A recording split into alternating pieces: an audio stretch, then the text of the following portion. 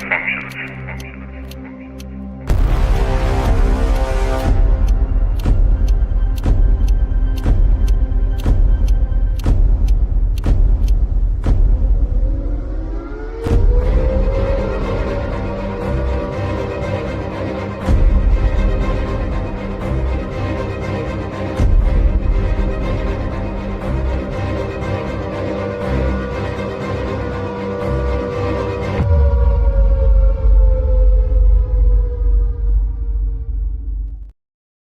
Greetings, all you wild and weirdos and weirdettes. It is Ron. That is Joseph over there, and Doomsday Dave is missing in the ether. Probably got sucked into a black hole. We don't really know what happened to him. Yeah, he got doomsdayed. We're not sure, but he'll be back eventually one day. We don't know. Anyway, I have to start the goal thing. Anyway, you guys, you're all here. Joe, do the thing. Welcome everyone in. Come on in, guys. You get the goals rolling. Andrew, what's going on? Bonnie Blue, what's up? Brenda Ratliff, good to see you. Wolves Den Woodworks, always a pleasure. Rachie, not sure if I can watch tonight. Hey, it's okay. We all get busy days. Go get you some rest. Catch up later, all right? Then we've got who else? Donna Ho's in the house. Good to see you, Donna. Beth, what's going on? Mr. Booker, yes, it is very much a steamy one. You guys are catching some of that weather we had here. And it is pretty brutal, my friend. Then let's see. We were at 93 degrees today with 100% swamp is what was going on. Oz in the woods. Good to see you, Oz. Enzo Sorelli, what's going on, brother? Enzo is your event is this weekend, correct, Enzo? You're going to be you have a speaking engagement coming up? Remind us down here in the chat, and I'll get it. We'll give you a quick promo on that. Chris, what's going on? Dave Eggleston, what's up? Who else? Bonnie. Yep, I already got Bonnie. Yeah. Hey, there we go. Dr. Phil stole my catalytic cover. Oh no, that's a terrible thing. That is terrible. LW, what's going on, brother? Spooky, what's up? Spooky. Who else? Welcome aboard. Jen, what's going on? Hey, did you see where Spooky shared the thing about the hypes over on? Yes, I did. That was awesome. That show did really well, and that's a record for us, by the way. And if you guys can hype that stuff, it really does help. Now, obviously, it got it out to more people. I think that show's over 1,000 now, something like that. So that's Skinner, cool. Yo, weirdos, right back at you, man. Good to see you. Stone Maven, thank you. Give early, give often. Oh, thank you so much. Man. Yes, I did start the goal. Yes, we are going to do a flute blessing at the end. If we meet our goal, we'll probably do one anyway, but it'll just be really, really, really good if the blessing is there. So yes, that's how we'll do that. Tell you what, if it gets really good, I might even run upstairs, and since I never remember to bring it down, I'll grab my massive didgeridoo and figure out how to fit in this room. Now, here's the trick. This room is a TARDIS, okay? No one understands how small this room that I'm in is. This is a literal closet. I am Harry Potter under the steps. Yep, it's a very small room. That's an accurate representation. That's Harry's room right there. LW, thank you. Great place to recover from a long day in the heat. Yeah, you guys were getting hammered out there too. Gary Foot, thank you so much. Petro and the UFO for Kecksburg. Hey, speaking of Kecksburg, Ron, give them an update. Yeah, we'll be up there. We'll be heading out tomorrow, so we'll be up there tomorrow evening, setting up, and come on over to the table and hang out. Have some fun. It's gonna be a good one. I'll be there in spirit. You guys can take a picture with the photo of me on the banner. It's there. So yeah, you can totally take a picture of the photo of him on the banner. But no, I'll be there and Maria will be there, and we'll have some cool stuff. We'll have some cash mouse for some flute. That's good. There'll be some replicas, mounted replicas of the Kecksburg UFO. Looks really awesome. This color, they're nice and pretty. Yep, looks really awesome. And then there's a few other little things that will be taken up. They'll have the new earrings. They'll be there. We got little aliens, kind of like these little guys, but I'll drop that one. But anyway, these are a lot smaller. They won't be this small, I promise. They'll be a lot bigger than this, but these are fun. These do look, it's like the Franco effect right there. Hey, this one's at least not blended into the background. See, there you go. Anyway, I got to have some fun with that stuff. If you don't, that's how it is. Oh. Stone saw us today on the new STM Alien show. Is there one out? I think it dropped for members, I believe. Oh, okay. We're on that one too? Okay, cool. Came out today. Well, I guess they liked us enough to put us in the other episode. That must be good, right? Hey. Can't complain. Hey, got notified by YouTube Live. That's a good. Hey, thanks for letting us know that. Hey, awesome. Really do get curious as to how often those notifications get pushed out. Mm-hmm. Thanks for letting us know. Let's get these up here. I want to get these up here where everybody can see them too.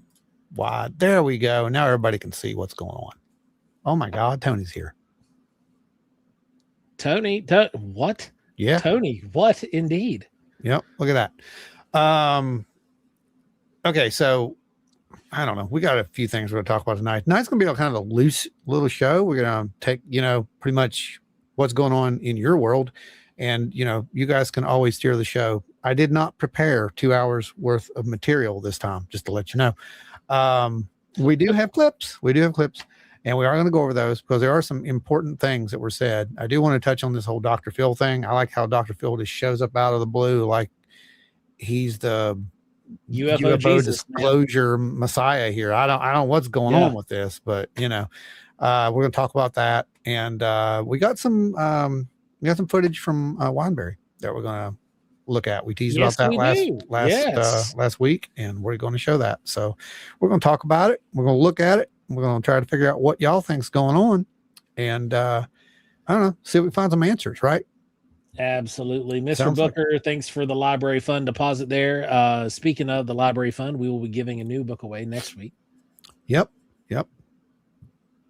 And that's it's probably not going to be a Dr. Phil book. No, probably not. Not unless Dr. Phil has written a UFO moratorium or not moratorium. That's it's not memorandum. I mean, it could be. Could be. I don't know. Well, so here's the weird thing. Like here it's like Dr. Phil knows how to keep in the spotlight. He really does, right? He really does. He stays relevant, doesn't he? What if, and this is a big what if. This is to that comment. What if Dr. Phil is actually some kind of like closet UFO nerd? Well, he kind of if you listen to his interview, that's what he said. He kind of started in 2017. He got interested after he saw the Tic Tac. Okay. Did he know before? He might have knew a little bit before too, because a lot of people did. That's just kind of, kind of how that goes. But yeah, I think he was kind of a closet, and then all of a sudden it's out, it's everywhere. Now it's okay to talk about it, but he makes some good points. We're going to talk about that right here, Andrew. Yes, he was. We're going to talk about that. We're also going to talk about the fact that seems to be the way it is now. We see a lot of people who are jumping ship and changing, the track. Why are they doing that? Dr. Phil, closet UFO scientist. Yeah, he's a UFO scientist. We're not UFO scientists. I want to clarify that, make sure everybody understands, right? It's Dr. Phil, this generation's Jackie Gleason. Oh man, that's good. No, I think this generation's Jackie Gleason would be like the My Pillow guy if we're looking for like an equivalency. Okay. We can do that. All right. Because like, just looking at the whole aspect of like campaign donors and whatnot. Yeah. Okay, I got you. Well, folks, let's get this thing shared out. I did not share it over to UFO group, by the way. So if you guys want to share it over there, you can share it over to any of the groups. I tend to only do that when we have a specific, topic. But tonight it's kind of going to be loose, and you guys can, like I said, we're going to see where we go with this because it's going to be a really good one. These tend to be some of the best shows, by the way. I should share it. Yeah, they do tend to be a little bit more well received. Yeah, we tend to get a lot of reactions from these. Let's go to presentation mode and let's talk about something, okay? And it's a little different. It's not UFO related, but it is very newsworthy, and I think it's very important that we discuss this, okay? Use week 3. That's exactly what we want. Oh yeah, I gotta have an image. Duh. Image, please. Thank you. Wait, why is it not showing me week 3? Talk Pokemon. Here it is. What is it? Is Dr. Phil a Pokemon? Oh, I don't know. I mean, I guess could he be? I mean, yeah, it could be. Where's it at? It's right here. So yeah, here it is. I got it. Check this out. y'all heard about this, right? Oh yeah. FCC has approved the launch of Reflect Orbital's Earendel 1 satellite, a space mirror 18 meters wide designed to reflect sunlight to the ground. So we talked about this. It's many moons ago. Dave went on a rant about it, if I remember correctly, and then we talked about how it would essentially, if utilized improperly, basically work in a way where you would have to pay for your weather over your crops. Well, I mean, that's not wrong. That's exactly what they're doing. They actually admit that. It's right here in the actual article. So that's why I thought it was important that we actually cover this. Here you go. It's right there. It's this is unreal. That's what it is. The whatever the thing's called. Earendel. The second sun satellite is a test satellite being manufactured by Reflect Orbital, which is a headquarters in California. The reflective surface is a glossy mylar plastic measuring 18 by 18 meters, blah, blah, blah, right? So it will basically focus it'll reflect sunlight to a spot on the ground that's 5 kilometers wide. That's pretty big. That's a pretty big area of sunlight, okay? It's a big area of sunlight, but then when you see how many they plan on launching, holy crap. The company intends to launch 50,000 sun reflecting satellites in the coming years. Before I even read anymore, I just want to let that sink into you for just a second, okay? 50,000 of these things. Each one of them can cover what we say, 5 kilometers, right? A 5 kilometer area. So what are they going to do with this? Well, they're going to illuminate these farms. That's what they're going to do. And if you actually read some of these, here, I'm going to pull this down for just 1 second. Okay. Put that back up there for me. Let's pull these comments down just 1 second. It's covering it up. The Reflect Orbital, well, here it is, will sell reflected sunlight to parties wanting nighttime illumination and to solar energy farms. The company's CEO, Ben Nowak, has stated, it would be really great if we could get some solar energy before the sun rises and after sunset, because then you could actually charge higher prices and make a lot more money. That's a direct quote. This literally is selling sunlight. This is sick, in my opinion. I'm sorry. That's just my opinion. I know technology. Joke about they charge you if they can pipe it in. Well, here it is. They figured out how to pipe it in, baby. There it is.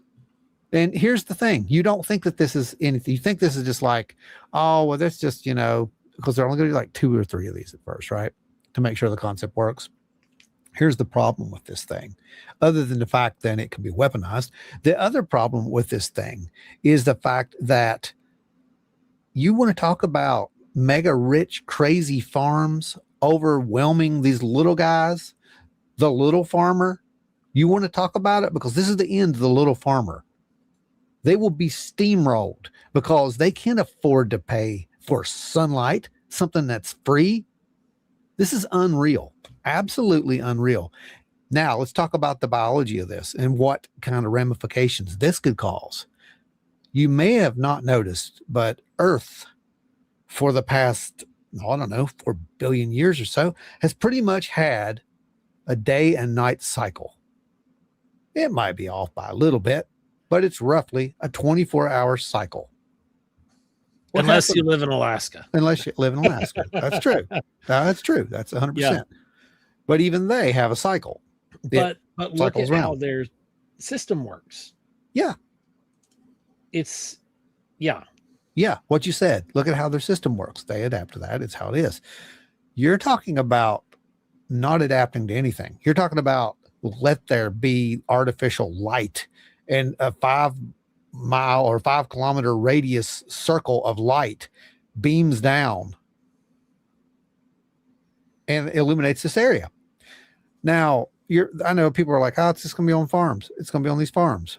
Oh, okay. What about the not on the farm?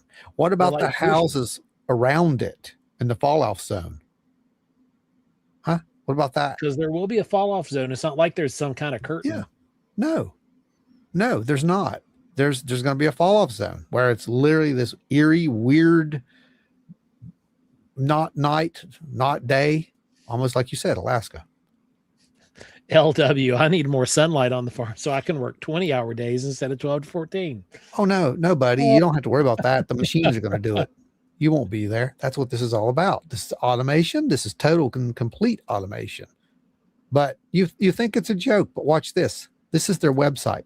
I actually went and did a little research on these guys, just a little bit. I don't really want to go any further than this because I just can't believe that they actually let them do this. Is absolutely ludicrous, in my opinion.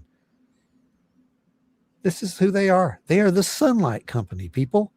They are the Sunlight Company. Let that sink in for a second. Wait, here's the other image. There's more, by the way. There's images of them on there. There's video of them building their systems and all this, right? This would be one thing if it were a scientific experiment, guys. This is a company. This is a business. This is like we could raise the same funds and decide to build a planet-altering system. Look, we shouldn't be able to do that. I should not be able to build something out of my garage that literally can change life on the planet. And I know, oh, well, that's been done before, Ron. Yeah, it has. But no good has ever come from it.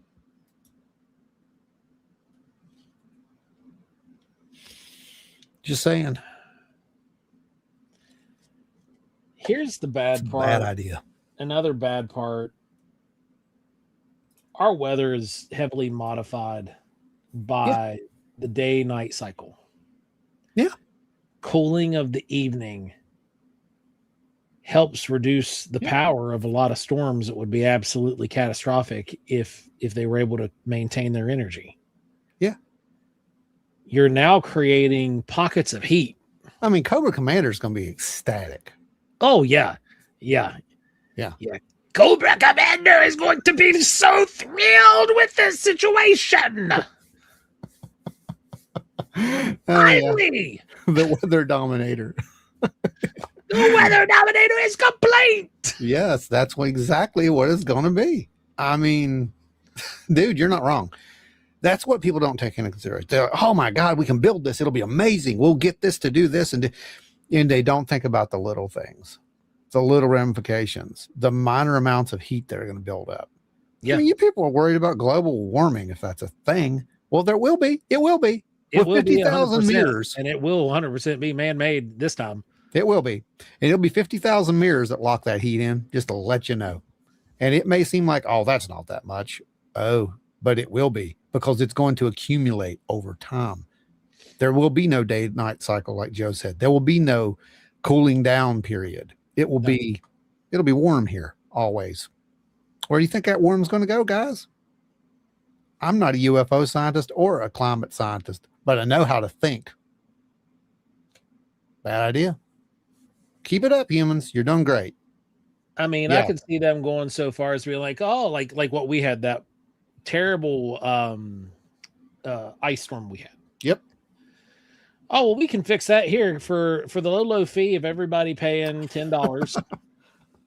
We can direct some artificial sunlight your way in the evening hours that will melt all of this ice. Yeah. And then you'll be fine. Mm-hmm. And yeah, you're right. Every terrestrial life you would be forced to pay if you were in the light zone. They would get the money somehow. It would auto drop from your I'm telling you, they're going to figure out a way.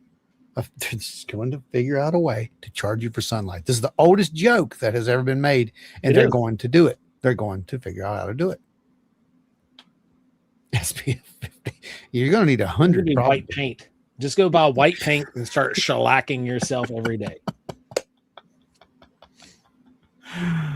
Oh my goodness. Oh boy. What we got? If disclosure happens, and what was that? Oh, what do we get if disclosure happens? Alien tech gets released. Imagine the world after that. We're terrible at keeping our planet safe with our own current technology. Yeah, it's not wrong. That's not wrong. That's not wrong. West Virginia, you have Texas's weather. Send it home. Yeah, we normally have ridiculously hot, humid summers here. Like I actually preferred your weather whenever I was there in basic training in the summer, because your heat was a lot more bearable than the heat that, like a lower temperature here with the absurd humidity. Mind you, I was in San Antonio, so I was like in the desert, not over on the eastern side of Texas. That's like what we have. My daughter uses SPF 100. Well, you're going to need it with these things. You're going to need more. Start buying stock in whatever copper. Well, you know the thing. I know, for real. I'm not even kidding. I mean, okay, so here's a little story, a little backstory, because we got a few people here, and let's all gather around the campfire and hear some stories. Here's a story. Back in the day, when I was playing, I wish Dave was here. He could confirm it all for you, but either way, Dave was the drummer. So back in the day, in the band, MJX, right? This was literally in the 90s. Okay. This was in the era of sightings and all that. That's kind of how the band got started. It got started after I was like, you know what? We're going to make a band. We're going to go with this whole, X thing. Right. And, so we did. And they were talking about this little thing called HARP at the time. You remember that? I mean, everybody's an expert on it now.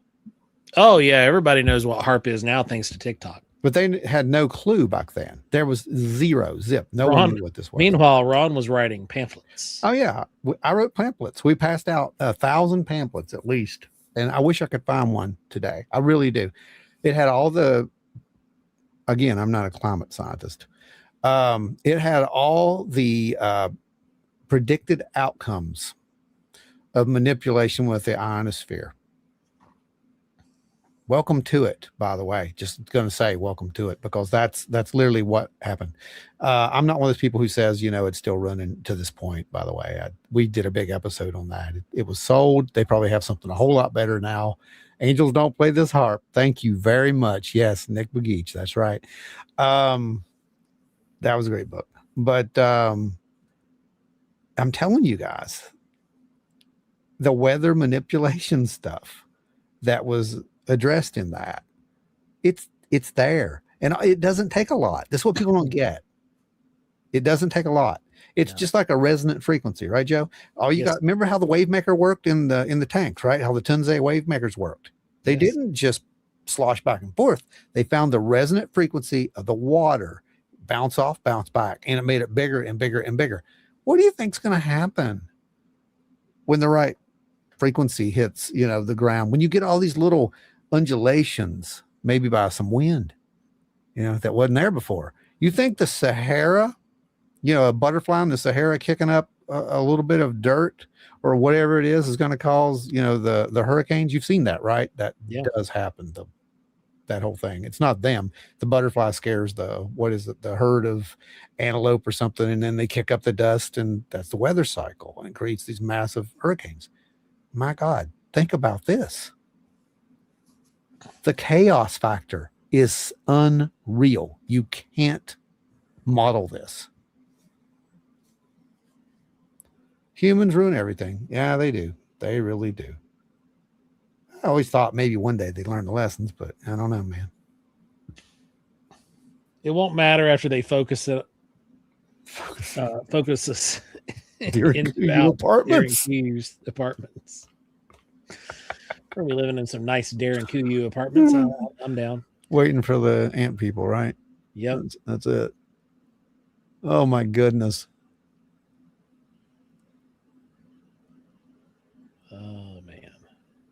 But yeah, I thought that was. Did they not watch Jurassic Park? Yeah, but they saw it as a challenge. They were like, yeah, hold my beer. I mean, you want to make dinosaurs? Let us take control of the solar cycle. Dinosaurs. We're going to control the sun. I mean, what mad scientist school did you go to? Yeah, to come up with that. I'm just curious. When the right frequency hits the water, don't blame me. The great old one thinks it's an alarm clock. All of a sudden you have Cthulhu coming up from the ocean. Yeah. Why are there two suns? That's it. Oh my gosh, dude. For real. Skinner says, Ron, you're holding back. Tell us how you really feel. No, I can't. I can't. That's as far as we're going with that. Dr. Doofenshmirtz came. It is the weather in Ator. That's it, man.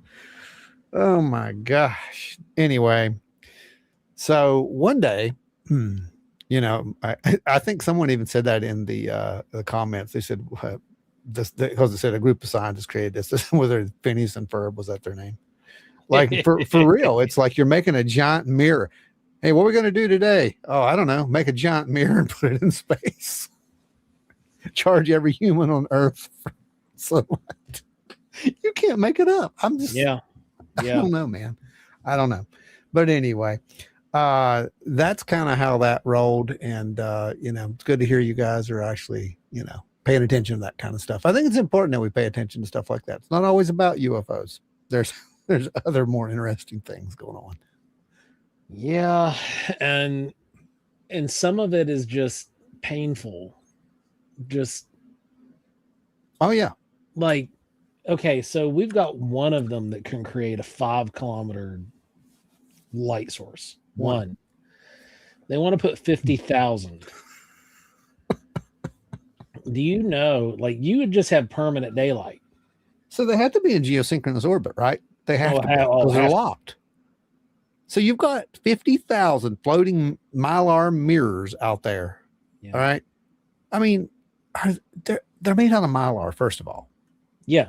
Let's think about this. For you guys who want to invest in this, let's think about this really seriously, okay? Just for a second. And we'll tell you why you don't want to invest in this, other than the fact that you might be dooming humanity, but probably not, because what's going to happen, those things are going to get destroyed by micrometeorites. Absolutely. I mean, you fart near Mylar too hard and you're going to develop a rip in it. No, for real. I mean, you have all these microspherals that are up in like, just to get into the position they need to be in and rotate. Sometimes that turn would wind up punching holes size of a cannonball through it. Yeah, that's what I'm getting at. It's just like, this is not going to work. So what I'm seeing here is a company, a startup, who's trying to figure out a way to make some money. And they've got backers. That's where they're getting the money, the investors and the backers. They've got the product. Well, you and me both know how these things usually roll. Oh, yeah. Someone comes up with a brilliant idea. They build a mock-up. People invest in that mock-up. They keep saying, hold on, we're almost done. Hold on, we're almost done, for about 10 to 12 years, right? And then what happens? Then what happens? We need more money. And if they don't get it, what happens? Doesn't happen. What project? Everything goes bankrupt. They start up a new little thing in some other name, and boom, that's it. It's over. But what kills me here, though, for real, guys, is the fact that the FCC says, sure, go for it. And claims that they don't really have any dominion over the use of light. Well, yeah, they kind of do. It's a wavelength. Sunlight is a wavelength, right? It is. But I see someone like Space Force stepping in before the FCC would. But yeah. Just because of the volume. Now, like, if they limit them to a single band, yeah, well, right, or something, like, maybe not. But I see Space Force being like, yeah, no, you are cluttering our airspace. Well, that's why I was hoping Dave would be here, because you've already seen this starting up in the astronomy forums. Man, they're going nuts, and I don't blame them. I really don't. It's already so. What is it? We just need one collision to set off a chain reaction of satellites. We're surrounded by debris and nothing will leave the planet. There you go. There's a big shield. Yeah, I mean, you'd basically be flying through the debris field at incredible speeds with debris that's moving at 16,000 plus miles an hour. I mean, nothing's gonna survive. It's gonna be like going through a coffee grinder to try to get out of that. Man, I don't know. I just don't even. It blows my mind that we're actually having this conversation. To be honest with you, I'm not on my bingo card. Didn't think I'd sit here one day in front of the world and say, yes, folks, we're building a giant space mirror. It's for real. You know, it's not technically a mirror, but you know, it's a reflective surface. Every kid on the planet will buy a green laser to paint the whole world. I mean, given the opportunity, I'll do it. I mean, yeah, we could probably do that, right? We could just fire at those mirrors. We hit it in the right place. We could probably bounce it off and send it somewhere else. I mean, look at the possible implications here for just absolute insane vandalism on a planetary scale. I'm all for it. No, I'm just unbelievable. It's just unbelievable. At this point, I'm just like, please, just getting off of this whole subject at this point. We're done. Team Big Rock. You know what? Speaking of space rocks, I don't have the clip, but yeah, good point. Bring that in. Yeah, there was an awesome article that was released in 2024. There was a meteorite that was discovered, and it just so happened that the person who discovered this meteorite had the good sense to seal it. They did what you should do. They picked it up with, tongs. They put it in I don't remember what they put it in. They put it in kind of a container, and they got it to researchers. They conducted tests on it, and lo and behold, found out that this thing is rare. It actually is a part of an alien world. Their words, not mine. And it is a world, get this, that probably did have salt water. Where you got salt water, what you got, Joe? Probably reef system, probably, or at least some kind of biome, some sort of biological life. Microbial at the most, but you got life. So now we have this panspermia thing coming back into the news, y'all. Just be prepared. We're trying to get you there. They're trying to get you there. They tried a little too hard with the, it's aliens, right? But it's not aliens. And then you got these people who are screaming, "Oh, it's demons." Well, that's too much. We told you what you had to do. Like 3 years ago, we told you what your next step for disclosure was to do, and you didn't do it. You jumped straight to the alien card. Shouldn't have did that. We got to find microbial life first. We have to admit that would have been the pathway forward. It would have been the least resistance. That is the pathway forward. But no, we're here. We're here with, what is it? Reticulans and Nordics, and avians and mantids. We went straight from confirmation. Instead of disclosing that we're not alone, we went straight from confirmation of the possible existence of life to the Weekly World News. Yeah, we've got them in a basement somewhere, locked up, and we may or may not have yanked them out of craft and said, "The Lord yoinketh and the Lord taketh away," and we threw them down in a lab and said, "Now you work for us, and here's Doritos to eat." And then they died somehow. We don't know why. It could just be air, but that's right. Yeah. But and then Mid Ohio brings up a good point. Then we went straight from aliens to aliens or demons, which is the obvious track. That was good. It almost sounded like you meant that. That was awesome. Which is obvious track. Yeah. What? No, it's not. It's not obvious. You people are. Oh my gosh! I'm just thankful we live in. I swear, we live in idiocracy. No, we do. Like the whole globe is just this weird, deranged reality show at this point. I think it's CERN. It's CERN. That's totally what we can blame it on, that because we have to blame something. As Dr. Phil would say, you got to own it, and no one's owning this. All right, that's fact. No one is. None of you are owning it. So, anyway, You guys think you know so much more than the experts like Neil deGrasse Tyson and Dr. Phil. Well, I got to tell you this. Aliens have been coming to visit us. And that's why I'm bald. You know what? I'm Dr. Phil. I got to tell you something. I watched that whole thing. Okay. I watched the whole Dr. Phil thing. And I was really watching it to make fun of it. I'll be straight up with you. I'm like the whole thing, but like I'm with you. I know where you're going with this. I watched it just because I'm like, what does he know? And I'm watching this and I'm like, oh my God. He made more sense than anybody has so far about what we have to really do with this. And we called this before. You go back and watch the episode. I think our episode was called the exact same thing his was. To be 100% with you, I'm not sure. Yeah, we had the exact same name of an episode. And it's about the same thing. We've got to prepare the people. What happens next? How to deal with this. I mean, because it's coming. And, just a case in point, we are dealing with somebody right now that we're going to have a podcast. What? That's a good one. I like that. I'm going to steal it, Tony. Normalized for the arrival of the ridiculans. Yep, that's it. Stealing that one. That's a fact. But no, we're actually trying to get someone on board to actually come on the show and talk about those things. Someone who actually understands those things from a professional point of view. Yes. So that's going to be a really good one. That'll be an actual podcast. So be checking that out. It's a little weird, but very smart. Yeah, that was my whole point. Like what he said was like the way he said it. I'm like, you know what? He's not wrong. No, he's not. He's not wrong. Is Dr. Phil stealing your material? Well, he wouldn't be the first. I was going to say he wouldn't be the only one. And I'm okay with that, to be honest. I really am. I don't care anymore who steals what, unless it's an image or something like that we actually worked hard to create. But the fact of the matter is, when it comes down to this stuff, this is the world's. Not one person should have. Yep.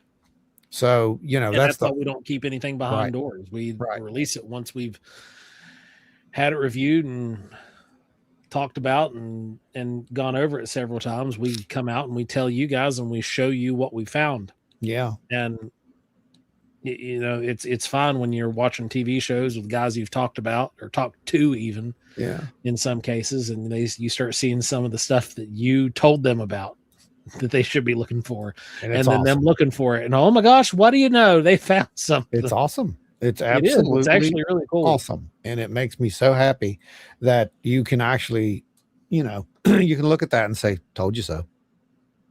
That's the awesome part of it. So if you don't keep your research secret, how are you going to monetize it like those guys selling sunlight? I know. We're just really bad at it. $1 million. We're just so bad at the whole capitalist game, I guess, because we're like, hey, let's make money. And we make money and it's like, hey, let's give it away. And that's kind of how it's been for. I just keep picturing Dr. Phil revealing to people whether or not they're hybrids at 4 p.m. every day. It's like Maury Povich. Oh my gosh. The DNA test says, and then it cuts to commercial break. Oh my gosh. That needs to be a skit. Back. Ron, the results have finally come in. That needs to be a skit. Are telling us that you are cut to commercial break. Yeah, that's how they do it. Oh, the music builds, the dramatic music builds. Then cuts commercial break. Yeah. Or an alien. That's how you do it. And then you fall out and roll on the floor. It's going to be great. It will be. That'll be great. I'm so happy. I hope this happens in my world, in my head. I want a reality show just like that. I want the ghost of Maury Povich to do this. Yeah. Okay. Speaking of, secrets and sharing stuff, we kind of got a stern warning this week that we shouldn't be sharing certain secrets, didn't we? You are not the Star Seed. Oh.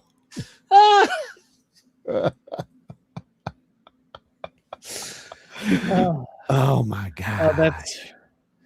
Oh God, that's good. So that's wrong. Good, but it's good.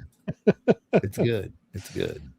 Oh man. You know, y'all like to use that AI thing. If somebody just makes that, I swear, I'm gonna laugh if I see that. For real. Not even kidding. I don't condone the use of it, but if there's ever a use for AI, it's to make something as ridiculous as that. Then Oz is over here. It's Oprah is the next one to catch the UFO craze.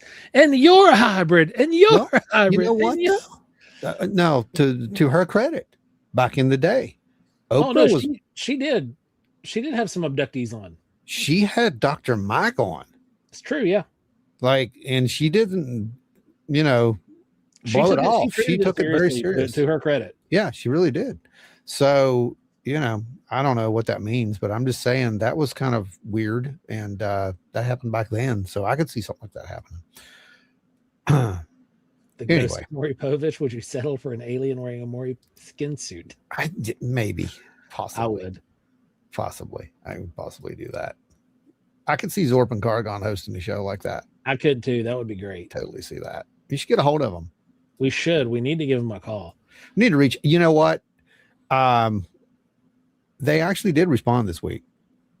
They did. That's true. They responded this week to a viral thing that's going on. Apparently, yeah. Jason Franco. He. I got video. Put it. Go to presentation. Yeah, I got video. Yeah. Put a presentation mode. I got that. And talk about it whilst it's sure. Whilst it's playing there for the good folks. Let me find the video. It's right here. Okay. Yeah, check this out, right? Use week 1. And where's he at? Here he is. Social media, and I started talking about it. I didn't want to do that, okay? I didn't choose this. It was thrust upon me. I saw something, and I thought, you know what? I can't keep this quiet. People have said I'm crazy. Jeff, this is why we don't let Jeff party with freaking Zorp and Cargon, because every time he winds up getting super creepy. Yeah. With somebody he meets on the ship. And the last time he did that here, like I almost had to call the Intergalactic Federation to have them come and give a citation. Yeah, totally. I could see it. I mean, but look what else he does. People said I'm trying to, I don't know whatever it is. I've been through a lot. My account got hacked twice. People trying to shut me down so that I don't get this out. Okay, but I need to get this out for that very reason that people are trying to stop me. For that very reason, I fought to get the account back. Yeah, he needs to get that out. I don't know what world we live in anymore. Who knew Zorp and Cargon were the sitcom wacky neighbors? Right? I'm telling you, man. I'm telling you. Stan Romanek stalking James Franco. That tracks. That's a name that I haven't seen in a minute. Stan Romanek. That Amazon documentary is really entertaining, though. I don't know why. My question is this, dude. That looks like, when I saw it, I really did. I was like, oh my God, that looks like the aliens in some of those clips. And it's like, it's so blatantly not real. Yet there are people who believe that it is. My question to those folks right now, just one-on-one, come a little closer to the camera. What are you thinking? No, for real. What are you thinking? For real. You think that's real? Look, if you're 12 years old, I get it. Okay. You're 12 years old. It's cool. It's fun. I'll give you maybe 15, but when you're a grown adult, you own a house, you own a car, you have a good job, and you sit online and you sit behind a keyboard and you tell everyone how real this is and why it's got to be real, because I had this experience. And so it's got to, they look like this. Oh my God. You know what? They do kind of look like that, but they don't. They don't show up on security cameras. They don't act like that behind a glass door. They don't do that. They go through the glass door. Straight through. I mean, man. Anyway, I don't know what he's up to, but it's entertaining. I'll give him that. So, I think honestly that this is my personal take on this, is that this is a build towards like a movie. Okay. Because you got to remember, he was coming out of rehab, and coming in, he's in recovery, all that good stuff. Yeah, I'm trying to make a new thing, right? Yeah, and reinvent. You got to think who his friends are. Seth Rogen being one of them. Yeah, they're all these big, millennial era comedian guys. That's right. And this is right, and it's all slapstick humor. None of it is serious humor. It is raunchy, dirty, silly humor, and that's what this, I have a feeling, is going to turn out being. It's yeah.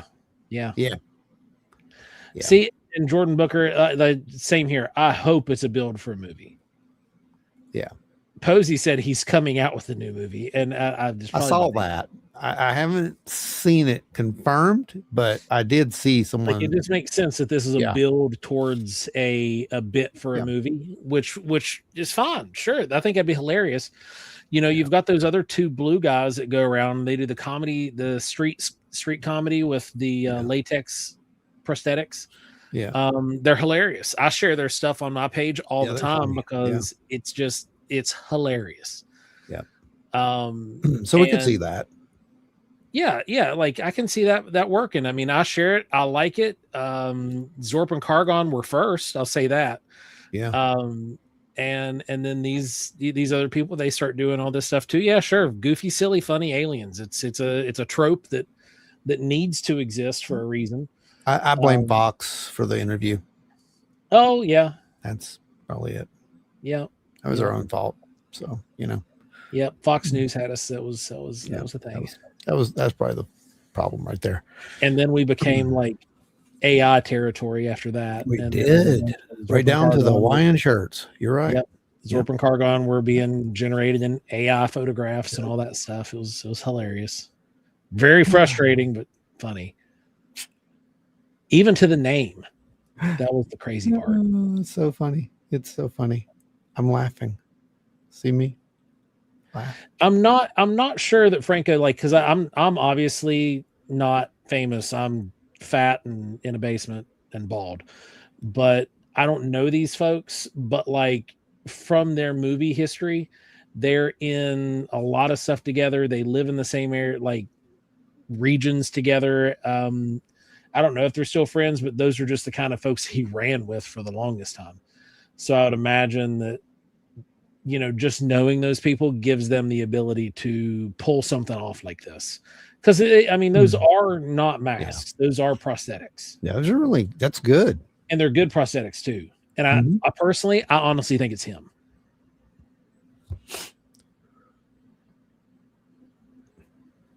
So, but they might not be. The Greys have always been big parrot heads. You're right. You're 100% right on that. They really have.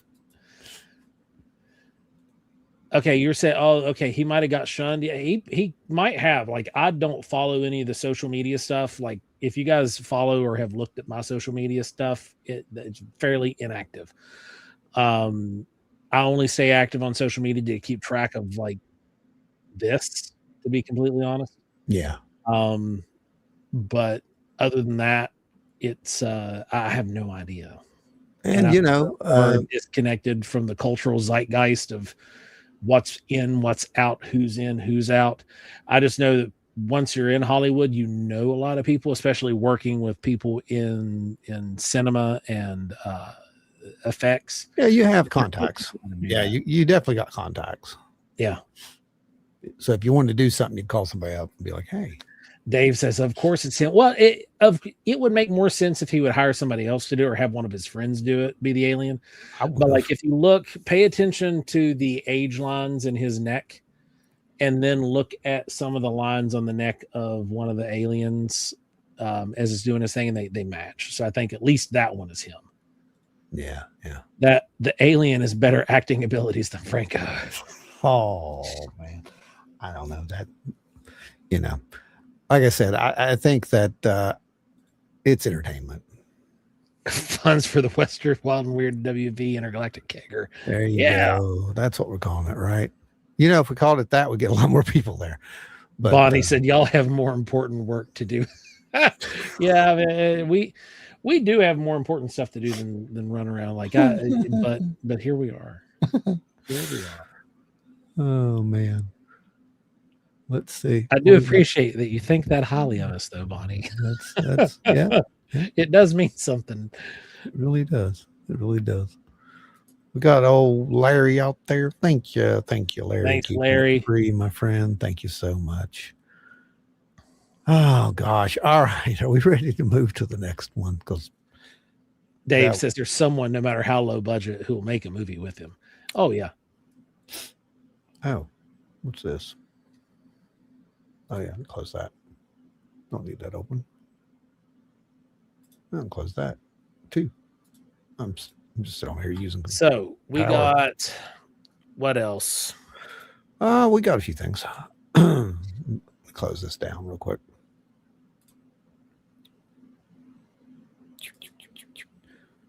Where's it at?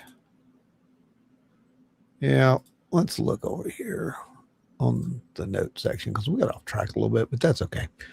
We're running with the news cycle. Okay, so let's see. Well, yeah, here's one. Back in the news cycle, right? We got talking about summoning UAP again. Well, that's back in the news cycle again. So let's touch that again. Take us back into presentation mode. We'll listen to what Rep Burleson had to say about that again. And you're going to notice, hey, Ashley, you're going to notice that it is, it sounds very familiar if you go back and watch the other shows that we've done with this particular clip. Oh, it's actually a different clip that we did on the other show, but the script is literally identical. Anyway, enjoy. So I've come to the conclusion there is something very mysterious up in our skies, and it is violating our U.S. airspace and our military airspace. So that to me is highly disturbing that we appear to not know what these things are. These things appear generally near anything nuclear, whether it's a nuclear power plant, nuclear missile silo, or a nuclear submarine. They generally will kind of that they'll be more often sighted near something nuclear. They'll also be sighted near water. So that's interesting. Now I want you to pay attention to what happens here, Joe. He just said they'd be near water. He said the whole nuclear thing. Watch where he jumps to right here in this one section, though. There was, and I'm not going to be able to comment, I was briefed on an event that occurred where they basically tried to set up a perfect case scenario where that would cause UAP to come in and then to capture them or to try to document them or record them. And it was very successful. So this is when this only happened a few months ago. And this is when the whole conversation changed because that event was one that no one could deny. There were so many people that witnessed these things. And these were all credible people working in our top intelligence sector. And they brought me in and briefed me on this almost within a few days or weeks after this event happens. So it's literally the same story, but we got the date happened in December. So this happened in December of last year. And then we see where we're at right now compared to where we were in January. Look at how far we've come. Yeah, they did talk about how that there was going to need to be an event that was undeniable and irrefutable. And apparently they got it. Okay, so they've got the event. Now are they going to show the event? That's the question. Because Burleson keeps talking about, he's seen this, right? He saw this briefing, the whole thing. Yet in the interview, he keeps going back to, look, I never said they were aliens. Like he's vehement about that. I never said they were aliens. We have to take into consideration that, China is building these drones and da da da. It's like, dude, we've been over this. I'm sorry. Yeah. I get it that you don't want to be the guy, but you chased this pony down the beach, right? You got to catch it now. You got to own this. Dr. Phil again, right? You got to own it. You got to own it because you're the one who is kind of pushing this stuff. You've got to be prepared for the possibility that it is 100% something you don't want it to be. And it's not China. I'm sorry, people. I don't even get me started on it. It's not. China didn't have this technology in 1940s. They didn't have it in the 1930s. They didn't have it in the 1800s. They didn't have it 1,000 years ago. They didn't have it 3,000 years ago. They didn't have it when it was painted on cave walls. Yeah. There wasn't a China. So let's just stop it and be right out here with this. Just say, I don't know what it is, but it's not any of our stuff, and go from there. That's a good place to start. Well, Burleson is in this weird position right now because of all of these idiots. Yes, I said it, and I don't care who quotes it, who ran with all this stuff from some of the ministers who were being briefed by government officials. That put him in a bad place. It put him in a really bad place. So he is having to backpedal in the public eye, the metric ton. No, you're wrong. He is having to really pull back on stuff because for a while he was the one pushing that, like, this stuff will leave your jaw on the floor, same as Tim Burchett. Right. But now he's having to backpedal because of all the misquoting, inferments, basically, trying to use them basically to all the religious wackadoos that are running with things that he never even said. Yeah. And using him as their, like, validation. We were all sitting at a table, and what essentially sums up to, we crank called him and he answered. And man, Burleson was cool. I mean, here's the thing. Before all that crap started, you could get him on a show. He was doing podcasts. He was actively doing podcasts. I doubt he is now. Because I very seriously doubt it. Those nuts are also podcasters. He won't touch it. I don't blame him. I mean, for real. Either. This is someone was talking about that with us. I'm like, you know what? There's a reason you don't see us on a lot of podcasts, because you never know how they're going to portray you. You never know what they're going to do. Cut up little clips and do things. If we're on a podcast, it's people we trust. Yeah, that's a fact. And then the other thing you deal with when you go on shows is, like, you are, especially if it's shows that aren't like your genre. Yeah, you've got to deal with their community. Yep. And sometimes their community tries to bleed into your real life. Oh, yeah. When that happens, they figure out how real you really are. Yeah. Yeah. Because this isn't fake. That's the whole thing. I think that's what people don't get about us. We're not fake. This is us. You meet us on the road. We're the same people. You see us on the screen. We're the same people. It's not fake. If you see us get excited about something, we generally get excited about something. Yeah. And we generally get disappointed when, it's not what it should be, or when we get frustrated over things. But that happens. That's real. That's real time. It's not fake. It's not oh, hey, come on over. Let me sign let me get your autograph. Here's the autograph to who? Who am I making out to? No, we don't do that. Mostly it's like, what? You want an autograph? What? Are you okay? Even like you realize this is instantly devaluing what we're hitting, right? Yeah, it's like, if I draw on it, it's not going to be worth, the $10 I'm charging you for it. But no, for real, there are people who are not genuine, is what I'm getting at. That's what that whole thing was about. So Arthur says, I have an opinion that when people are dishing out info via interviews, if they're not guided or guiding the audience as to what questions they should be asking than they aren't trying whatsoever to be helpful. No, I agree. Yeah. Yeah. It's, I get that. Yeah, totally. But I will say this, man. You're not wrong. So now, Tony, here's the thing. Nobody thought that it was a good idea to tell televangelists before the public. This was literally, it was a podcaster like us. Yeah. Well, it would be the equivalent. It would literally be, huh? It was a group of podcasters. No. It was one podcaster, that Tony Merkel. Oh yeah. Started the thing. He orchestrated it. Right. But like he got the others together, yokels that were podcasters. Yeah, that were the group. He pulled them in, or they inserted themselves. Like I know that Tony's not necessarily happy with the way it all played out either. Well, no, he's not happy because it was all. Look at all of them. They all went off and did their own things separately. Yeah. There was no core command. There was no actual thing to follow. None of it was official. None of it. None of it was telling, and that's where the whole thing got twisted. These again, televangelists self-aggrandized and Night Mid Ohio, self-promoted and pushed themselves out there. Stay hydrated.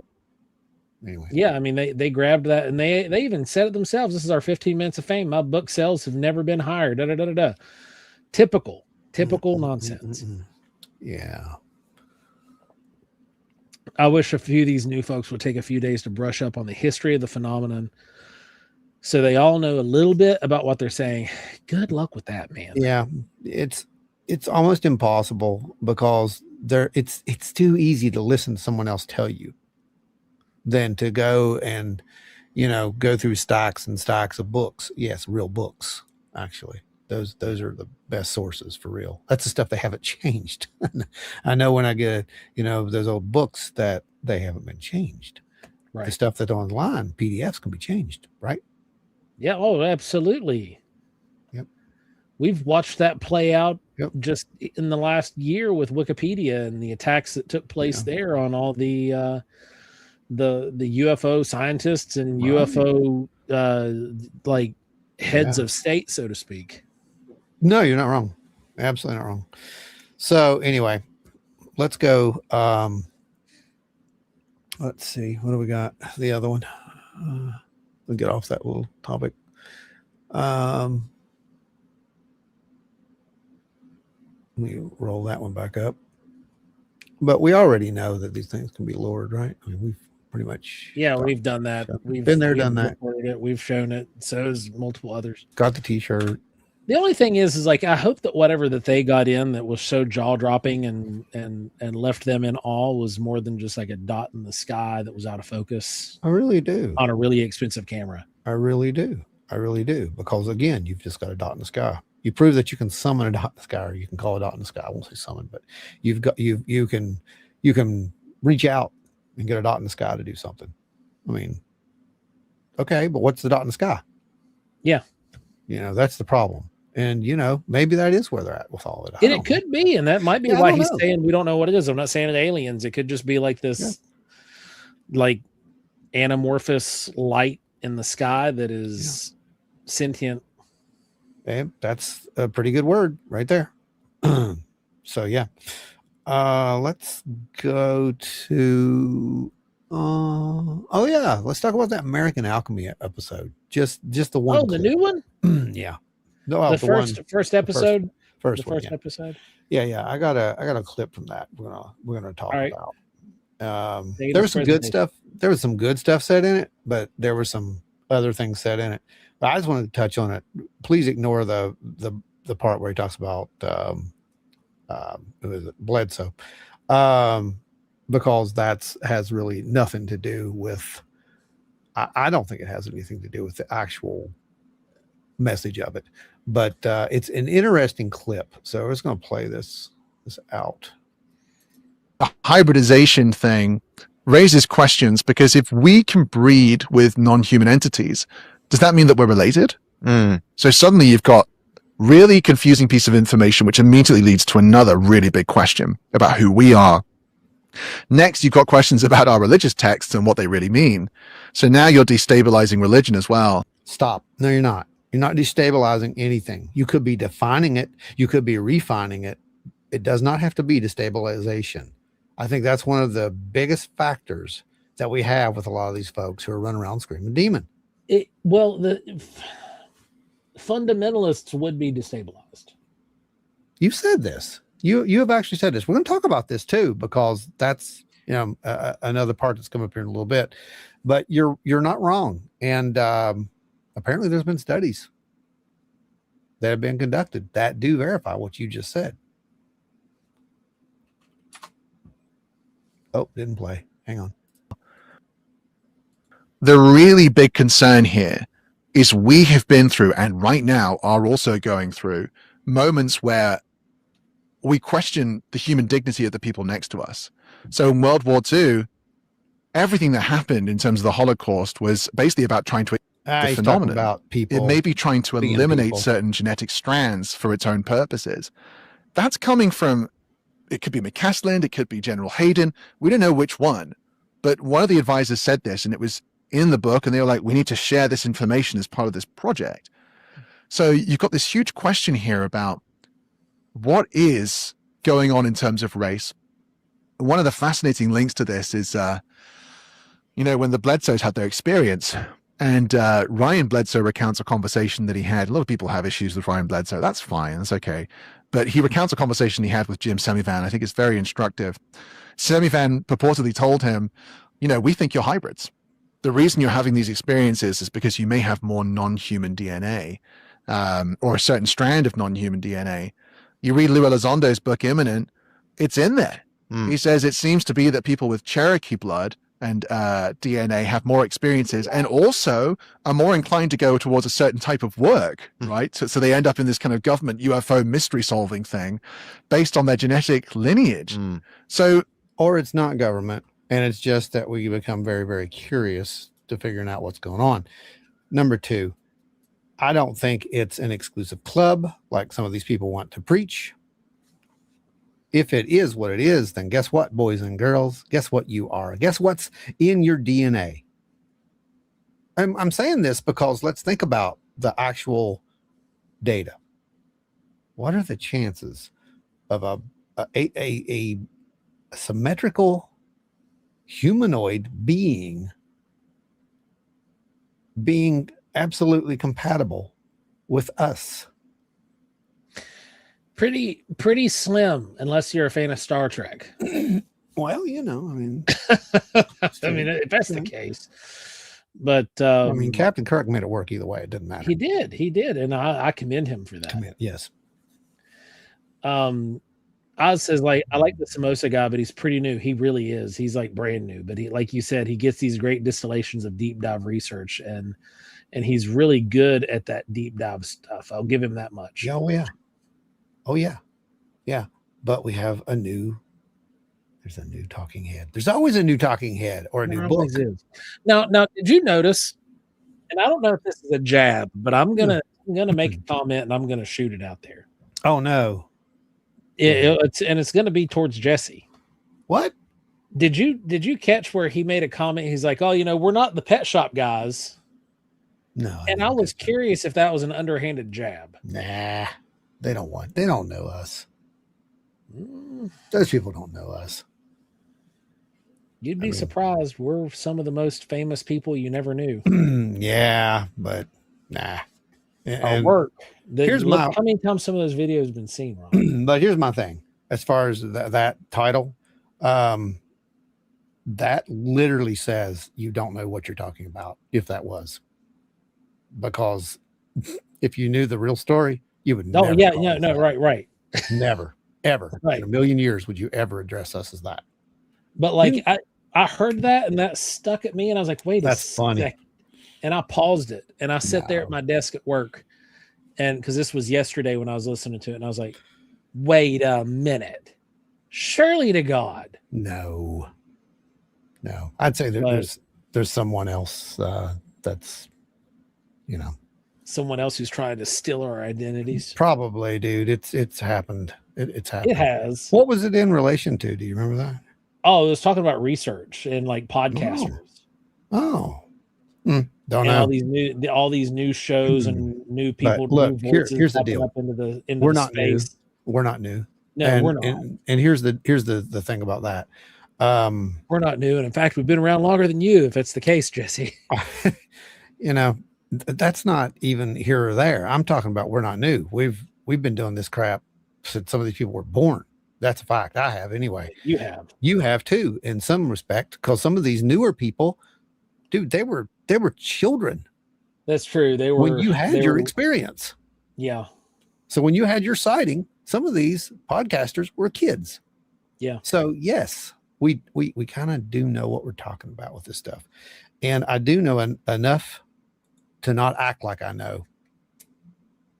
That's what Godot said. Like, researchers watch most UFO channels and report. No, like and that is a thing, and you got to remember this guy's got people on his staff. Yeah, that's true. That's true.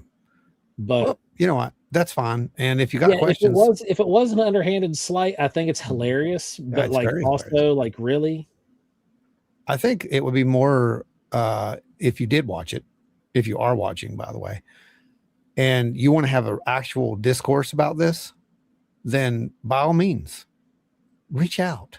You might find that the guys who think that they know something aren't as bad that you think they are. Yeah. It's not coming from ego. It's coming from the fact that we've been around. We've seen stuff. There's patterns. And some people are chasing things they shouldn't be chasing. And people they shouldn't be chasing. Let's just put it that way. Yeah, it's it's one of those things, it slid across the desk, and I'm working and I'm typing and I'm listening. I have it playing over here on the side, and I'm just, doing my thing, and it's in my ear, and I heard, the pet shop guys, and I was like, what? And I rewound it just to see if he was referencing a case. But no, it was talking about podcasts, and it was talking about, That's funny. Then that would mean that they only watched one show ever. Right. And you didn't catch anything if you watched that one show. So there's that. Now, I mean, we don't do much. Let's boots on the ground, field researchers. Yeah. Speaking of boots on the ground, I'm going to say this too. I'm going to air this out because this happened this week. Something else? Yeah. You've read most of it. Oh, okay. Which one was this? I know which one this is. This goes for anybody. Yeah. If you are a self-proclaimed journalist or writer of online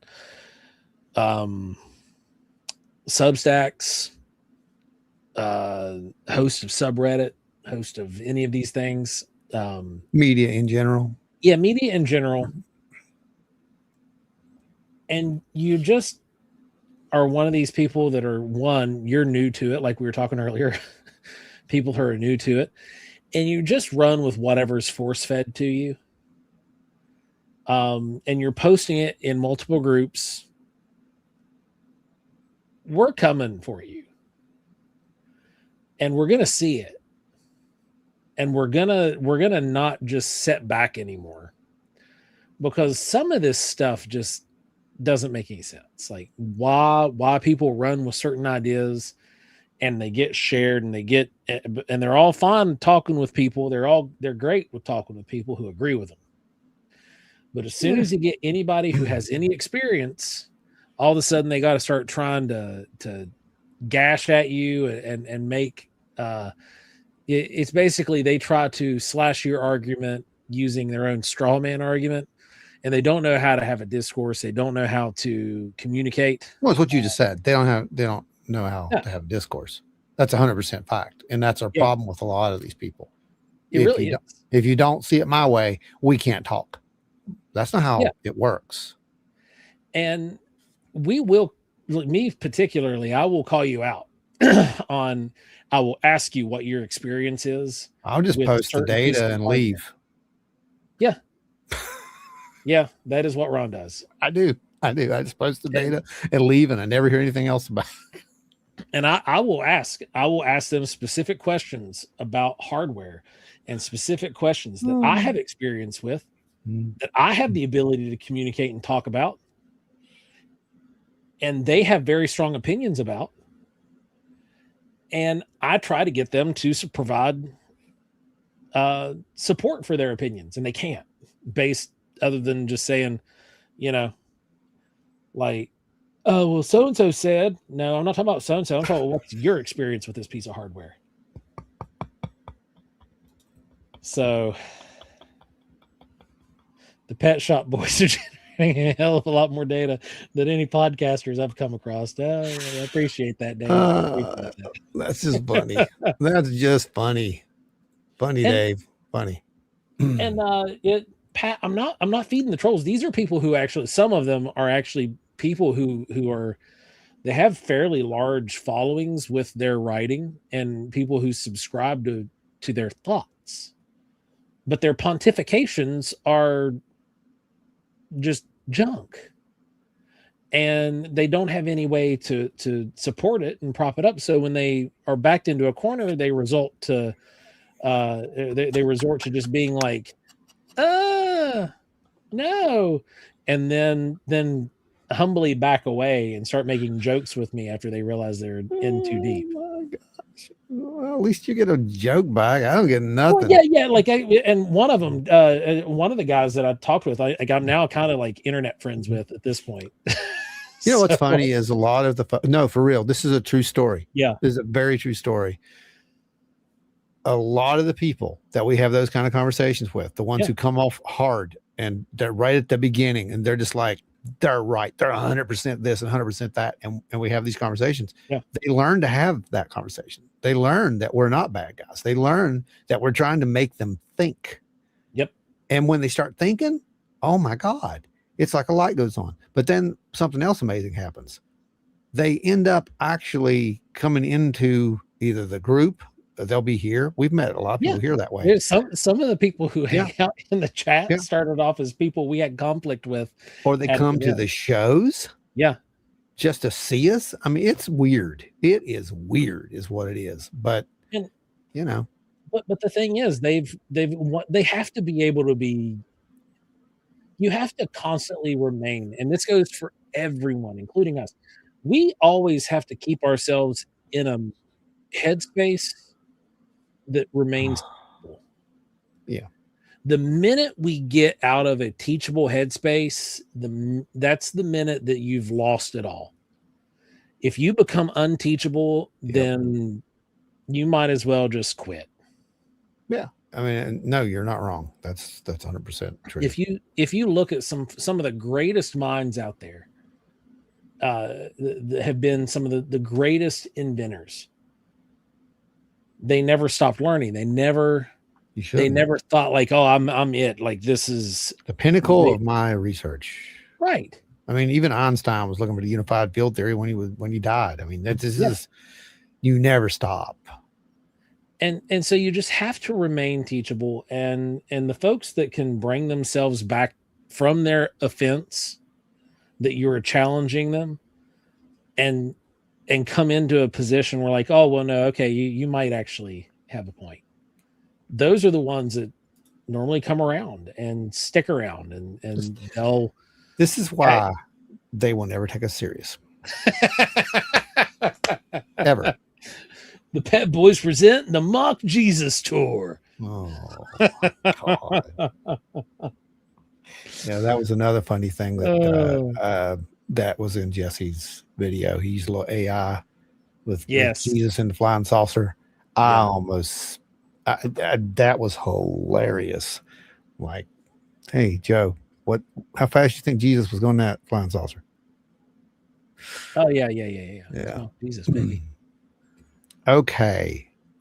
So that all aside, because honest to goodness, I think it's hilarious, first of all, if that was us. Because, and like, that's hilarious. It stuck out, man. When I heard Pet Shop Boys, I was like, that's weird. How many other people could that be? I don't know.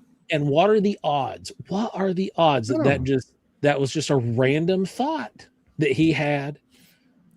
What are the odds? It's very highly. But if people in the out there, if we're known as that, I'm asking you right now, I will file a petition, not to make you stop, but to make you change the name. Don't ever drag up those terrible memories for us ever again. Okay. Right. Gecko guys, that's cool. Gecko guys will work. Yeah. Gecko guys will work because that's really what we did. The pet shop, boy, that was a nightmare. And to be real, if you legally search us, we show up as reptiles that don't suck first. We do. But that's not a pet shop. Weird as the DBA. But that's not a pet shop. Let's put that straight up. We were reptile breeders, so we were not a pet shop. We worked for a pet shop, but we were not a pet shop. And that was a very different time. Oh man, let's you want to look at some of that footage? Speaking of we have some amazing people. Let's definitely look at some of this footage. All right, pop us up here in presentation mode. We gonna take a look. Told y'all this was gonna be a weird show. Here's a video. And I do believe this is it right here.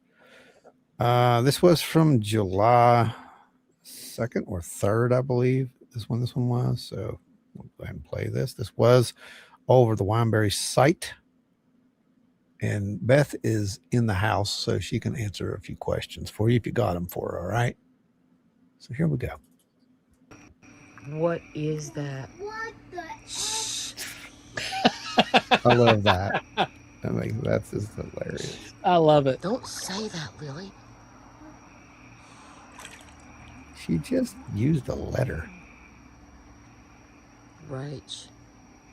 That's unreal.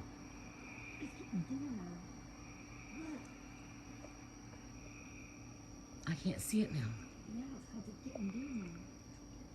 Rich, I can't see it at all. Yeah, it's gone there. But wait, let's see. I go in.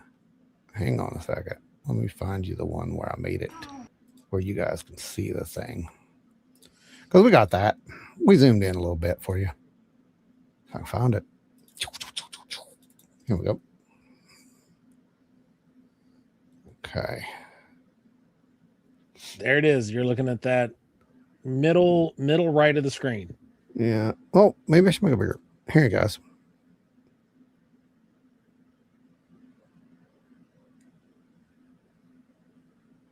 It's moving clearly. I mean, it's clearly moving. This thing's moving, and then it's moving, gone. And it doesn't. Here's your upscale. Doesn't move in a traditional pattern because it's got that. It's a slow hook. And there's your upscale. Now that little glitches you see, that's where I'm trying to track it. So this is manual tracking. Is what you're seeing. Unfortunately, it's a little out of focus. But there's no FAA blinking. No, there's no blinking to this thing at all. Greens. Solid color. We'll play that again. Go ahead and play that again. There it is. Well, there we go. I believe that that's an accurate representation of as good as the optics we're going to get this thing. Let's just put it that way. I think it is out of focus. I think it is a single point of light, but it is out of focus, unfortunately. But again, people, you have to remember, your cameras don't really focus on little tiny bits of light unless they're specially made. Okay. So don't expect that from your phone cameras. Don't expect that. It's not going to work that way unless you're a professional photographer. Even with those pieces of equipment, you're not going to get it. You're going to have real cameras, and then you're going to have to know exactly how to set that stuff. But it's not bad for a phone. Ashley says, come on, that's just swamp gas coming off a weather balloon with a raccoon in its walls. It probably is. Ghost possum. Beth says it was hard to stay with. Yeah, I mean, that's so one thing that you, Beth, you're familiar with because you do this a lot, but most people might not be. When you're trying to track a singular point of light in the dark on a cell phone, the cell phone is producing light. You're watching the monitor, right? Yeah. You can't watch the spot anymore. You're watching the monitor. That monitor is projecting black light, not UV black light, but as black, true black in light form, and that single dot of light. Any kind of movement, you're going to lose it. The pixels will blow out and it'll drop out. So you really got to stay very still. And you did a really good job with that one, Beth. That's a really interesting one. See that movement right there? That was a movement that was moving towards the tree, then stopped, and then made a horseshoe movement. It U-turned. Yeah, it's moving. Not quite a full U-turn, but pretty near. So satellites don't do that. No, this one I can safely say is not a satellite. We were very happy to actually find a legitimate cause for one of the videos that she had shot, and that was the International Space Station. This, we have no idea what this is. None whatsoever. So, not sure.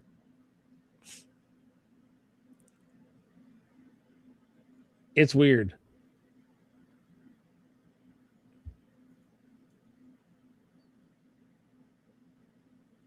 You there, Ron? I'm here. Okay. All right. Enzo says, this is going back to the previous conversation. He says, I looked at the transcript on Jesse's show. He wasn't talking about you. He was saying that Plato and the Bible are more valuable to society than something like the Pet Shop Boys. Okay. That makes me feel better. Yeah, it makes me feel a little bit better. Yeah. Okay. What we got here? We got some video. I'm going to hit this. Anybody got questions? Please feel free. Ask. I'm going to pop these up here while I'm looking around here. In case something sticks, grab it. Who said that? Where is that at? I should have known it was you. I want to pet the orbs at Wineberry. No, you don't want to pet the orbs at Wineberry. You don't want to pet the orbs at all. Trust me.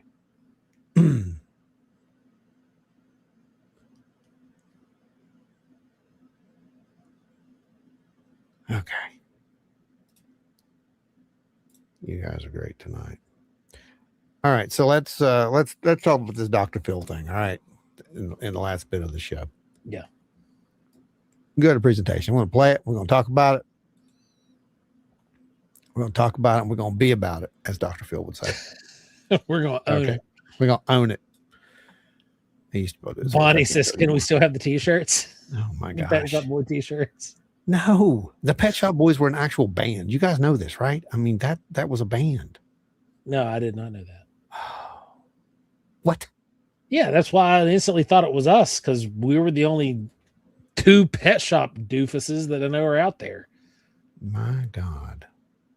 Anyway, Dr. Phil, take his presentation mode. You got it. I am not an expert in UAPs. I'm not an astrophysicist. So he basically just said he's not a UFO scientist. That's exactly what he said. I am not a UFO scientist. But I'll tell you what I am an expert in, and that's human behavior. And what happens when you hand people a mountain of information with no context? Well, of course, they get confused. Some of them get scared. Some of them get downright paranoid. Or they're vulnerable to getting sold a story by someone with an agenda. Now, can you argue with this at all? Is there anything that man just said that we can argue against? I can't. It was actually some of the smartest little snippet from Dr. Phil that I've heard in many moons. Oh yeah, I mean straight up, and he's not wrong. That's what happened. They dumped an enormous amount. Thank you, Jordan Booker knows. Thank you, Jordan. So, anyway, Andrew says, "Thanks, Wild and Weird. You just gave me nightmares for the next month." We tend to do that sometimes. I know. I don't understand it myself. That was actually very smart. Yeah. And he says more smart things. But let's see. Here's another clip. Check this one out. Care what anybody says, we don't even almost have that technology. Am I missing something here? No, you're not. You're not. The problem is in part that in order to meet the scientific criteria to say, yes, this is clearly beyond human technology, the scientists need to be able to replicate these findings independently and say, yeah, we're seeing the same thing with our instruments. And that hasn't happened yet. And the government has been tantalizing people with the videos, but often withholding a lot of the critical data, including one, their own analysis of the videos, and two, oftentimes the speed and distance and those sorts of things that you need to calculate precisely what the accelerations are and that sort of thing. Any disagreements here? No, but normally when it comes to Mellon, like you ain't gonna say much. I normally just try to listen to what he says to keep track of what he's saying, because he rolls sometimes. He didn't though. That was the whole thing about this particular episode. You watched it, you understood everything everybody was saying. They made it perfectly clear of what they were saying. Now there might be a reason for that. There very well could be a reason for that. Like, I don't think it's a coincidence that you grab a talk show host like, Dr. Phil, who has a massive podcast, and all of a sudden now he's talking UFOs, and he doesn't just talk about UFOs. He's got Chris Mellon, on there answering questions. He's got one of the bigger voices out there. He's got Bryce Zabel over here answering questions. Now, the inclusion of Bryce is interesting too, because Bryce has just come back onto the scene in the past year or so with their own podcast, talking about their own stories and their own experiences with this stuff over the years. Bryce is the one who helped create Dark Skies. That's it, Dark Skies, yeah. Yeah. And what that whole film was about was pretty much what's kind of happening, but it was set in the early days of UFOs and the UFO history and whatnot. Echoed a lot of it, but they also apparently had contact with something or someone who basically that episode. I watched that episode of the podcast. Yeah. And that guy's definitely a spook. Isn't that something? Yeah. Right?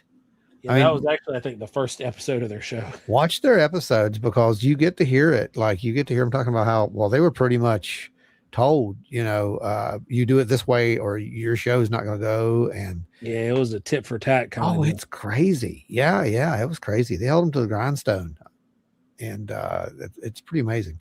But again, here they are showing up, and we're all talking about the same kind of stuff. And you got Dr. Phil talking about the same kind of stuff. It's like, this is a simulation, just amped up, like really amped up, more than it's ever been.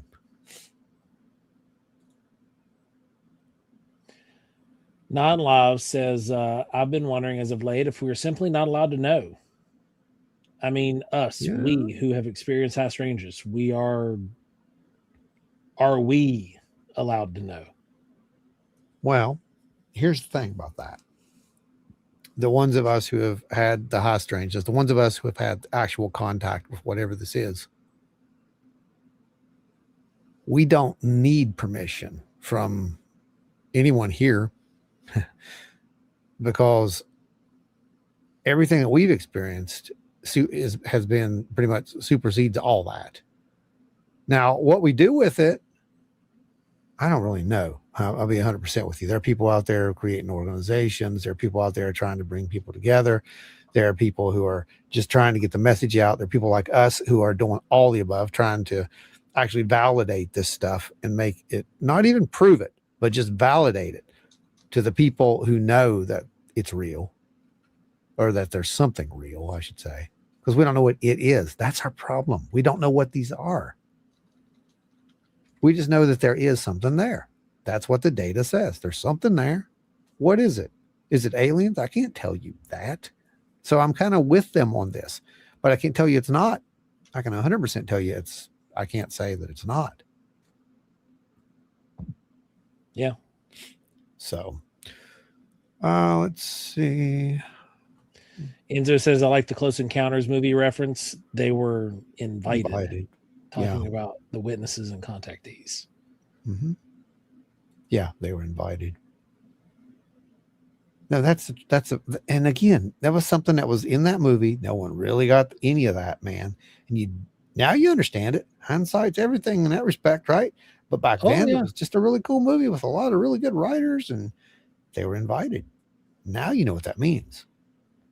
Because I think people are invited. They're invited to this. I don't know how to explain it. I really don't. And I don't think that we could. It's because it's personal to every single person who's ever had contact with this kind of stuff. So. Godot says Ron is becoming Jacques Vallée. It's funny. Let's just say that I read Vallée years ago, but I did not read Passports. I didn't know about Passport. And it's Joe's seen it.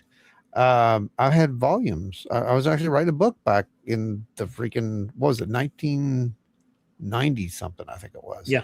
I was writing a book, and it's pretty much everything that Vallée has said. That's how I know these people are right. Now, what's even better is I didn't really even study Keel at that time, because I always just heard a little bit about Keel, and I it turned me off completely. To be honest and I was the same boat with Keel, because I only understood him from his witness management. That was I was turned off from Keel's work because of it's different. I did not like how he handled witnesses and how he led witnesses. There was some leading involved. Yeah, there was. But now I understand that after doing the episode that we did, and actually physically walking in the footsteps of this man, the legend, I could see how absolutely excited he was when these things happened. He was absolutely excited. And I can literally see him doing that. I can see him asking those questions in those ways. Well, it happens because of this, And what's funny about Keel is the same way. 1 month it's this, and the next month, he's got data that points it somewhere else. So now he's even gone back on some of his other stuff. Right. That's how you should be. So great respect came that way. But what I'm saying is, that's how I know these guys are true. They're legit, because I followed the data way back when, and it pointed in the same direction. And now there's way more data. And now we've been in the field and seen the data, captured the data, collected the data. That becomes very personal at that point. And that's just the physical stuff. That has nothing to do with, the metaphysics behind it, the actual contact experience, any of that. Add that to it, which I don't, because I don't like the idea of contamination. And I don't like what I like to call the Bledsoe effect. Yeah. I could tell you things that would cause issues. Let's just say that. And maybe one day there might, I don't know, God forbid, there might be a book. But if there is, it will be different. Let's just say that. And we will be probably very, very old. It may even be a video that someone finds. Who knows? I don't know. But it'll come out. It'll come out at one point in the future, but who knows when that'll be. But I don't want it. I don't want people to get contaminated. And I think it's important. And we see that with so many people, man. You see a light, just a light. And all of a sudden, well, just because you've been fed all this other stuff, what is it, Joe? Still don't know.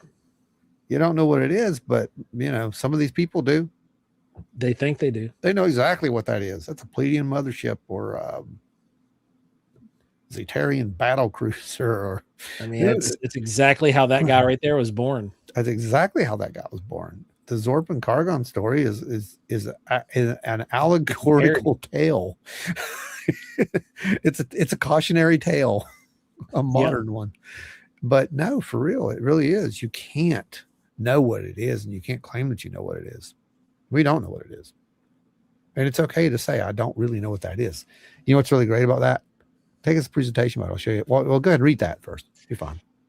Arthur says, I just thought about it for a couple of minutes. In some way, I don't know how to say this, but I find it believable that the aliens want to experience us. Think about it like experiences go both ways. Okay, so that's not a bad theory. And you're not off. It's something that we explored as well with Paranormal Horizons and Strange Realities. Yeah. Reality is very strange. And, you know, the question has been raised. You've heard these people saying things like, oh, it's, what is it? The drones, right? They're trying to say that the grays are drones, etc. Well, if we take in the consideration that it's not quite that simple, that you are dealing with something that may have been biological at one point and it's not anymore. And a self-replicating, a self, governing, and a self evolving AI system of some sort that's physical. Well, been around for thousands of years. It could do anything it wants, right? But what's the one thing that it would probably want to do? Because it doesn't feel anything. It's AI. What would it want to do once it came across, all these other possible species and so forth and so on? Well, it would try to replicate them, first of all. Yeah. It would try to integrate into that. And it would try its best to experience. So that's, one of the things that people look at. They look at the possibility of this, that it's some form of this consciousness, this literal artificial consciousness. I don't know what consciousness is. So we can say it's artificial if we want, right? Because we don't know what it is. No one knows.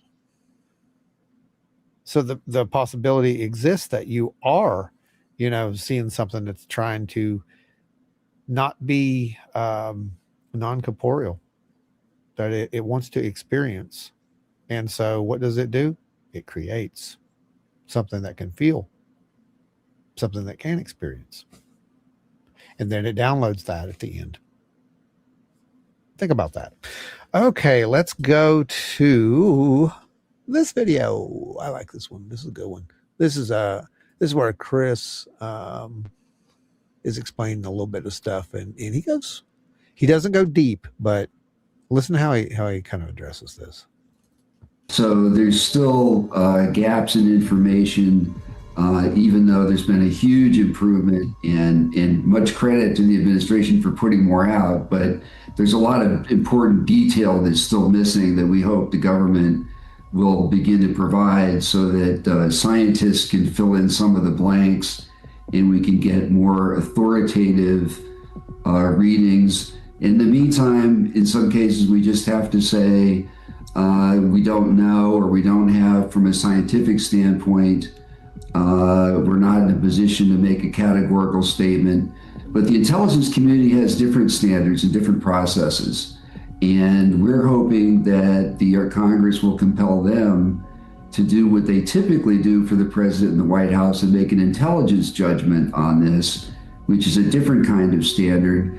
And it'll be very interesting to see if Congress does insist on that, what that analysis and what that looks like, if they produce a national intelligence estimate, for example. So what he's saying is there's a chance that they could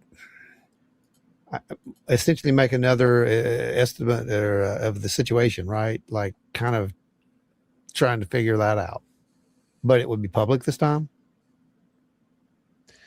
That's kind of the way I took it as well, that it would be, instead of kept behind closed doors, that there would be almost like a poll where they randomly survey or pull in groups of people. So it continues, and I like this one right here. This is a good clip. Recently commissioned a study by a group of 6 psychologists, PhD psychologists, on this topic of how the public would receive this information. And it was generally very encouraging. And what they found was that The great bulk of the population, as they have in the past with other epical changes such as the Copernican principle or evolution or general relativity, it takes people a while to process this information. There's a period of resistance, but most people get up, get out of bed, go to work the next day. They're not devastated, even though there's nothing quite comparable to this, perhaps. What the study did find is that there's likely, however, to be a subset of people, maybe 15% of the population, that are going to need some help, and that we are not necessarily prepared in our present state to provide that kind of assistance, and we need to be doing more to get ready for that, and also to work on the messaging. The messaging is so important. Clear and consistent messaging from the government, trying to develop trust with the American people so that the information is accepted and acted on. A lot of the difference will be people who can't get their head around it, even though they really understand it, but because of their own belief structure, the architecture of their own belief structure, for some reason in their particular individual case, it's particularly threatening or disruptive. So there will be people who fall into that category, according to this study, who likely are going to need some assistance to help deal with this, because it is so far-reaching and for some people potentially very frightening. He's not wrong. Yeah. 15%. Now we have the number. That's what their study revealed. It'll be 15% of the population that is going to have an issue with whatever this is. And I got a pretty good idea that about no percent of the people right here, right now, yeah, right, are going to have any issue with this. Part of the problem that we see is when it comes, and this goes back to earlier when we were talking about fundamentalists. Yeah. That 15% is actually a pretty accurate representation of what the 15% of 8 billion is massive. But was that a Earth's population, or was it just of the US poll? I don't know. It wasn't really specific. No. But there was a if you look, the fundamentalist groups are small. They're not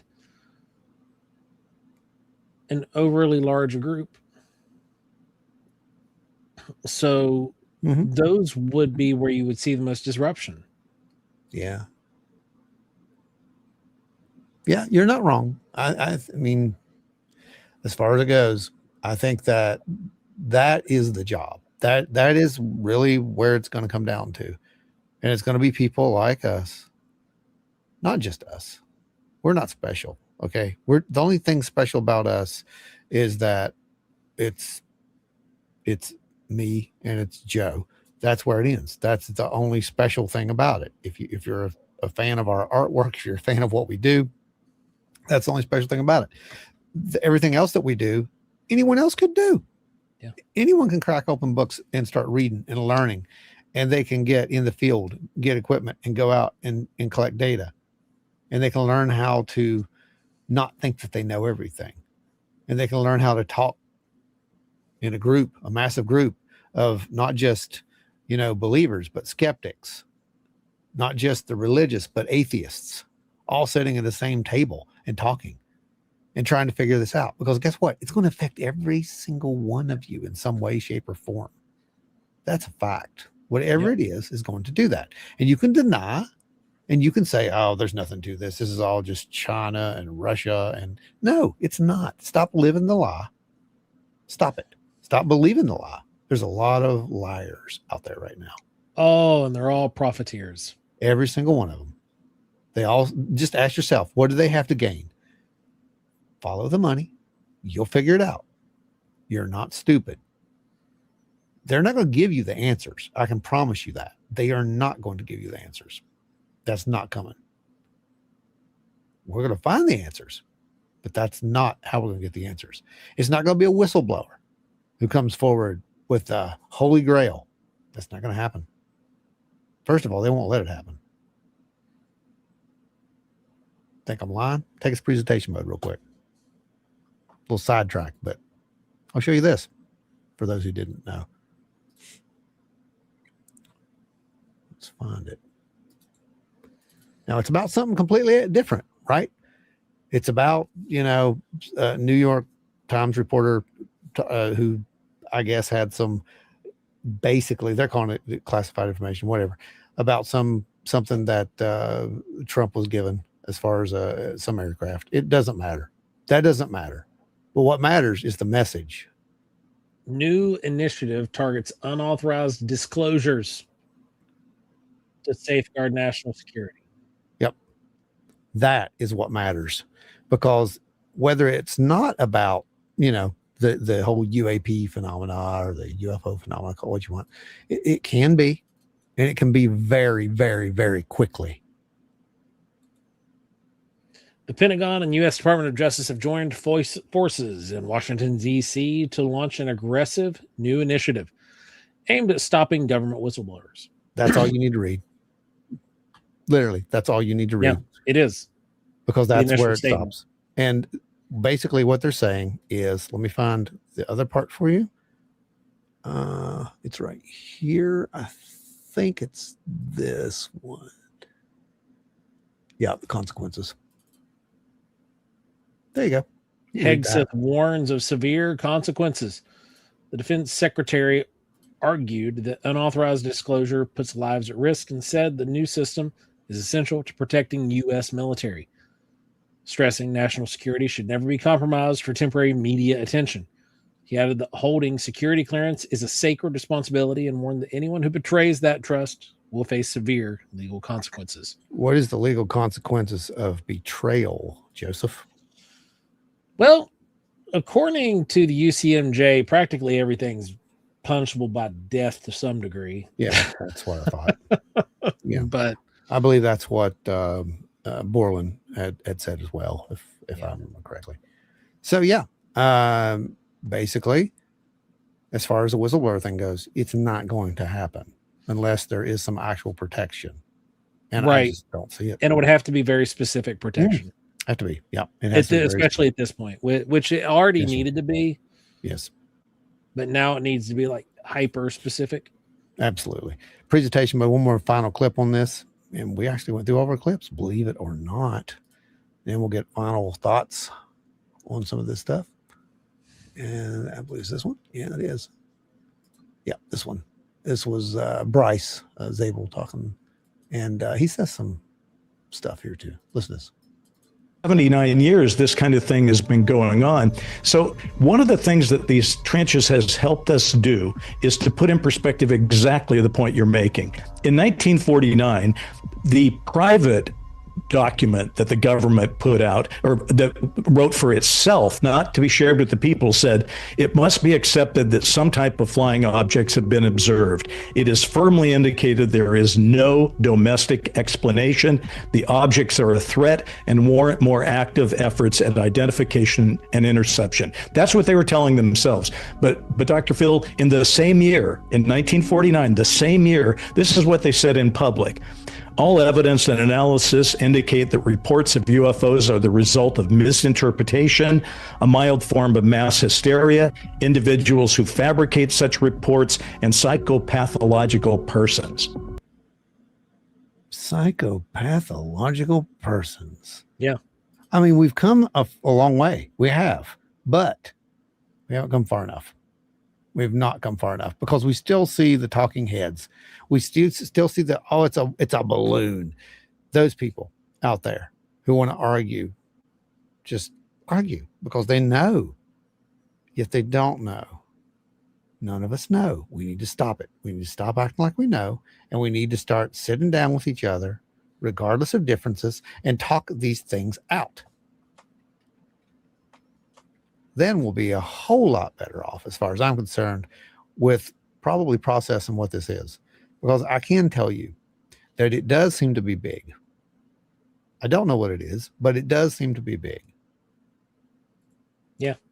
Right? It does. Exactly. And it does seem to be something that's going to affect the world. It's not going to affect the United States. It's not going to affect China. It's not going to affect just Russia. It's going to affect the world. And it doesn't have to be in a negative way. But keep running the way that you're running right now. Keep choosing the wrong path, and it will be. Yeah, I've been warned, not by me. This is ancient. Got some comments there? Yes. So, let them roll. Let them roll. Dave is saying it's too late. It's already out there. If y'all are looking for confirmation on a particular case, you're going to be disappointed, but they've already let the cats out of the bag. Oh, well. Enzo says, I'm leaning in the same direction. I think the government knows a lot less than we think they do. I don't know. What do you think about that? I don't know. I know there's a lot of people who think that. I don't know. And if it is, I think the majority of them, yes, I agree with you on that. I will absolutely agree with you on that.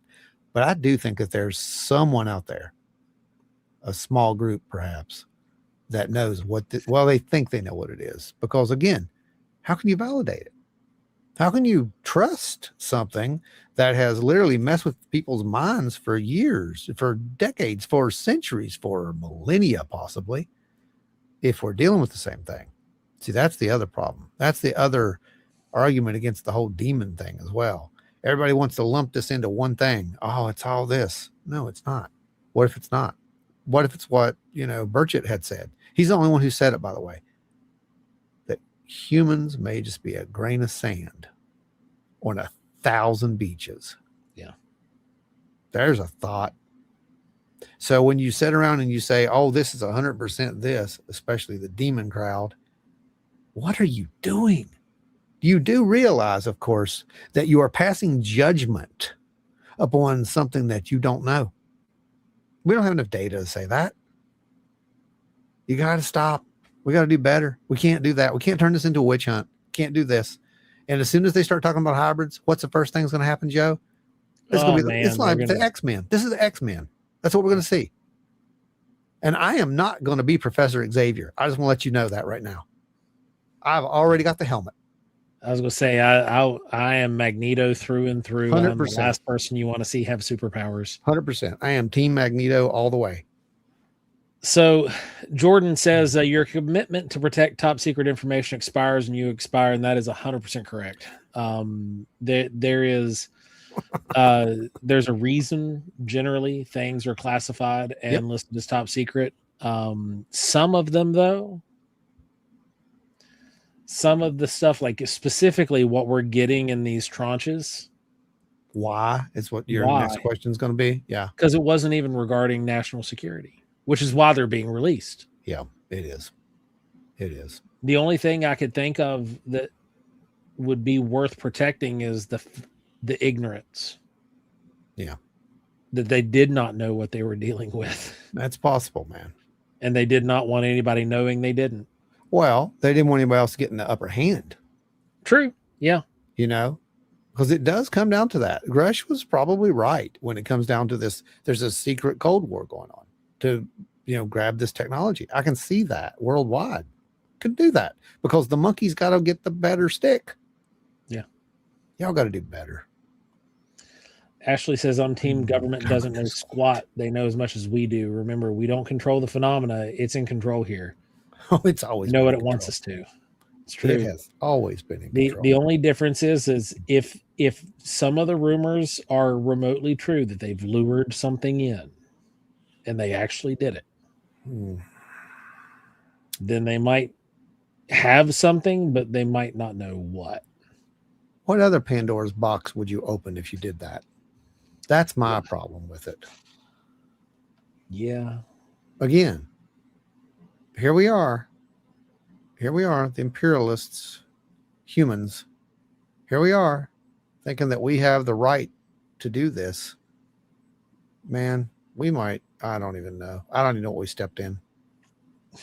Pat says you don't need to keep a cat in a bag or a box. You can spend days in the same room as a cat and not know it's there or what it looks like. That's true. That's true too. No, it's true. I mean, I don't know, guys. I don't know where we're going with this, but I am seriously. I talked to Joe about this earlier, and we are reaching out to someone professional, and we're going to have that conversation, and we're going to kind of have that discourse back and forth about how this should be perceived, how we should deal with this personally, each and every one of you, because it's going to affect you. I'm sorry, it will. And again, the fact that we see these people running around screaming, that it is demons or it's this or that just shows how unprepared they are. Yeah. And it's dangerous. And I do get the government's point of view. I get I get it, but I think we can do it. I'm pretty sure we can do it, actually. If they lured something in with the phenomena, we can count on it being a Trojan horse that will make fools of the government. Oh, yeah. Oh, no, I agree. Wrong. That's a pretty sound statement. You're not in control here. That's the thing. And I think someone had said that. It was like, who was that? That was on, what was the other show? Used to be on the Big Bang. What's her name? I can't think of her name. Yeah, Miriam Balak. Yep. She was on her show. She had Tim Gaudette, and they were talking about how that was the most terrifying part, that humans weren't at the top of the food chain. It's like, well, that's just reality. We never were. If you're okay with that, this isn't going to really shock you too much. It's the people who are not okay with that part. They're going to have an issue. They're going to have a real issue. So we know the number. It's 15%. I don't know if that's of the U.S. population or world. We need to reach out to Chris Mellon and find out, Joe. Right. Tell him we need the data. We need the dang data. I'll have my people reach out to his people. Yeah, come on. We need the data. And I think that's a lot of people, man. That's a lot of work. That's funny. But yeah, we gotta do better. That's all I can say about it, man. We gotta stop. We gotta stop the stupidness, all the distractions, building giant space mirrors. We gotta stop that stupid stuff. Yeah, and like if people are really truly leaking actual government secrets, that ain't cool, man. Not good. That ain't cool. Bad. No. And that's another thing I want to touch on real quick before we go. That is something that we absolutely do not condone. We don't condone it. And I don't think any serious researcher, I understand Freeman didn't, any serious researcher condones that. There's a reason that some stuff, true national secrets should be national secrets. Work with the process, work with the powers that be, the ones who are actually trying to fix this, right? Work with them. Don't do something stupid. Because look, man, the fact is we live on this little ball, this little ball that's tumbling through space. I know some people think it's not a ball, but regardless, it's small in comparison to everything else. And we're all here, every single one of us. That's the only little ball we got right now, right? We can't get off of it, can't go to another one if we mess things up. It's right here. It's just one little ball. That's ours. We got to take care of that little ball. But here's the thing. We got to learn how to talk to each other to do that and realize we are all on that little ball. And if there's somebody else that's here, we're going to have to learn how to talk to them too. We're going to have to learn how to talk to them, and we're going to have to hope that they understand the stupid stuff that we do. I'm sorry, but I just don't think that. I don't know, man. I don't know where this is going to go. I really don't. I'm just going to sit back and watch like everybody else, but we're going to try our parts. We're going to try to do our part. And we'll keep you guys in the loop as best as possible. And that's our job. Then the other part of it, we'll be out in the field trying to call one of these things down ourselves and get it on video for you. I mean, you'll see that soon. Close Encounters of the Wild and Weird kind. You'll see something similar to that anyway. Some of you who've been to the presentation got to see it, but that episode is finally in production. Thank you. We got sidetracked. We had a lot of stuff to do. Yeah. And life got in the way. A few shows to get ready for. And this one, we got Kecksburg this weekend. If you're in the market to be going to UFO event this in Kecksburg, Pennsylvania. It's a fun one. Is this weekend. Ron will be up there. There will be a poster of me up there. Yeah. I'll be hanging out with my kid for his birthday. Yep. There'll be a poster of you though. But I'll be there. I'll be there in paper form, or well, No. PC form. Yeah. But Easy. yeah, you Plastic guys Joe. go check it out if you get a chance. Ron will be there. There will be some models of the Kecksburg UFO there. The Kecksburg UFO Prince will be there. Good times. Oh, let's pull out the mic here and see what the spirits say to do tonight. Spirits are probably aliens, just to let y'all know. I ain't In fact, says Earth is my favorite planet because I need it to live. Now that should be a shirt, actually. Yeah. That's probably the shirt I'll do. Oh yeah, we gotta turn this on. Okay, here we go. What? I don't know anything. I just know that something weird's going on. That's 100% right. And you're with good people who can get you through it. That's what you need to know, and that's all you need to know. And we're thankful for every single one of you for tuning in and being here. So thank you so much.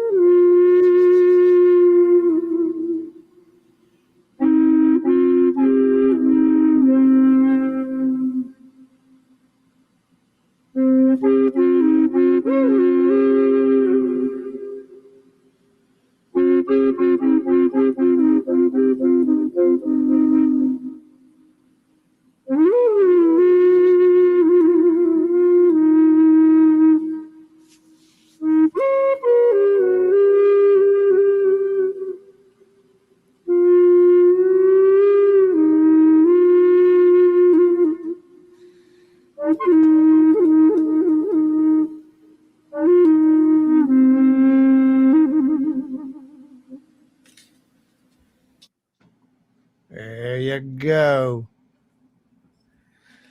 All right, folks. Thanks for Enzo. When can we expect to see Zorp and Cargon edit on James Franco's laptop stream? Sooner than you realize, my friend. Let's just say you can't be serious all the time and stop reading. Get out of our minds. It's a scary place. Don't go there. Thanks for hanging out, everybody. We appreciate each and every one of you that hang out here with us every Thursday night from 8 p.m. to at least 10 p.m. Eastern. Y'all are awesome. Jesse Michaels, you're awesome too. Just shout out there. Jesse Michaels is awesome too. Oh, yeah. Jesse Michaels is awesome too. And apparently, there's another Pet Shop Boys that aren't weirdos from West Virginia. I can't believe you don't know the Pet Shop Boys. I have no idea who they are. I've never heard of them before. This is not for you. You know what? CERN's real. CERN is freaking real. That's it right there. The Mandela effect has happened. Could be. God. I am flabbergasted. Literally. I thought you were joking at first. No, I never ever that's as soon as I heard it, I was like, what? There's no way. Guys, make sure that you leave Joe a link to I'm immediately I've already got a YouTube thing pulled up. As soon as this is over, I'm gonna check out the song that somebody recommended up here. West End Girls, I think. West End Girls, yeah. It stuck in my head as soon as you said Pet Shop Boys. Yeah, the only song that remotely is like that I have in my head is the Uptown Girls. Oh God, from the Beach Boys. The Beach Boys didn't. No, just stop. You're hurting yourself. You're hurting yourself. Just stop. It wasn't the Beach Boys. Weezer covered it. Yeah. Okay. Mandela effect is real. Who did? Who did? Gonna say. I think it's what? Uptown Girl? Are you Yeah. the song? Yeah. That was Billy Joel, right? Oh, it might have been. I thought it was the Beach Boys for some reason. Thank you, Jordan. Yes, Billy Joel. Joe's officially had too much radiation. Oh, that's Billy Joel. Billy Joel. And now we know. Now we know what the radiation is actually doing. It's not just taking your hair. It's erasing my mind. It's the erasing your neuralizer. brain. It's neuralizing you. Wow. I am Foggy amazed. Flyer. The Pet Shop Boys were huge in the 80s. They were. They were. I was like chewing on in the late 80s. I was cutting teeth. So yeah. I think you're right. I'm letting you slide on it, but that might be why. Like I would think was raised though, on 80s hair metal. But you listen to music from time to time, even really bad pop music, and you've had to hear it. I bet you heard it and didn't know who it was. That's probably what it was. Yeah, that's probably what it was. Yeah, I'm giving you that one. Just take that one, everybody, Joe. You now know the radiation has affected me, so that's a thing. Stay wild and weird, everyone.